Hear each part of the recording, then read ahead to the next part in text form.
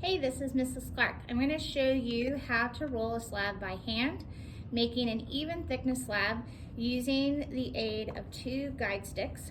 They're going to control the thickness that you want at the very end.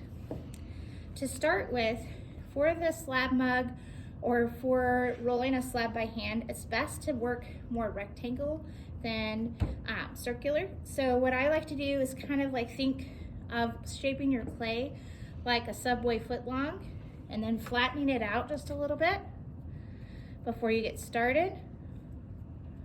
And you're gonna place it in between your two guides.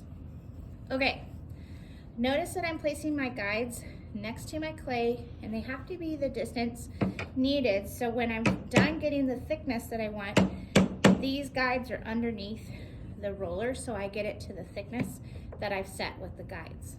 Okay. When you're starting to roll by hand, it should really feel really familiar. Remember, I'm not starting going uphill and then going downhill and trying to keep going across. And then I'm going to flip the clay and keep doing the same process.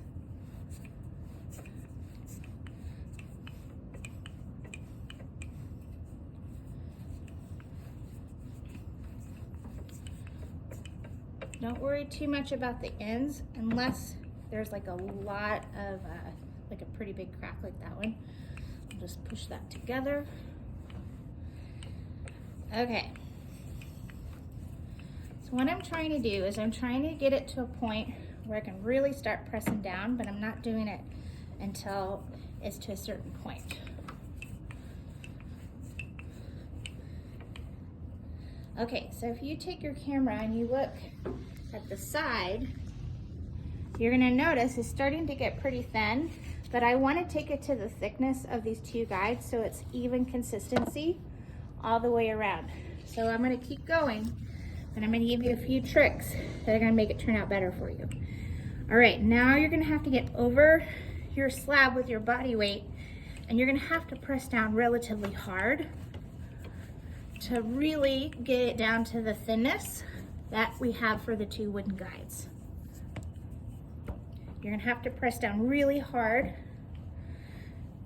And if that happens, just unpeel it. You keep going. And I feel like a good rule of thumb is you shouldn't see any more waves after a while. See how the clay is kind of bunching up right there?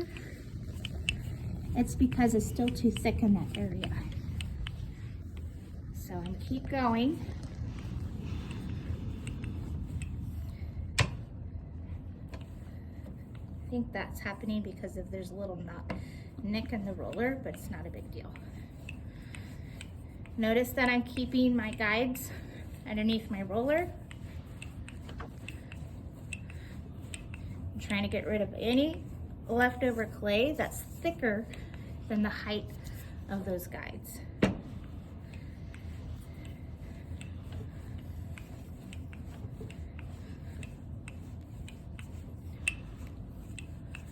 All right, I may give you a few little things that are unique to your project, but this is the basic concept of rolling out a slab by hand. See, I still have some movement there. So I really need to get rid of that extra thickness. And you're gonna have sore arms because it really works the back of your arms, your triceps, quite a bit. You can be small and still do this, but you're gonna have to work really hard. You're gonna build up a sweat because it's really physical. Okay, so you can tell we're almost there. All right, when you're done, before we smooth and compress the clay, you want to look at your clay from this side.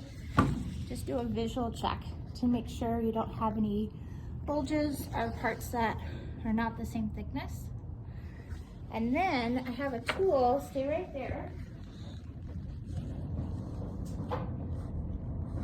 over by the pottery wheels that is perfect for the next job. We're repurposing this tool. And what this tool is going to do is it's gonna help you smooth out your slab. But something that you don't see that's happening is this tool is also compressing those clay particles. And you can smooth stuff out with your fingers too. So when you bend or use your slab, it's gonna make the particles stronger and they're gonna stay together better because you're pressing down those clay particles almost to stick flat to each other. All right, and then you're ready to cut out your template. Thank you for watching.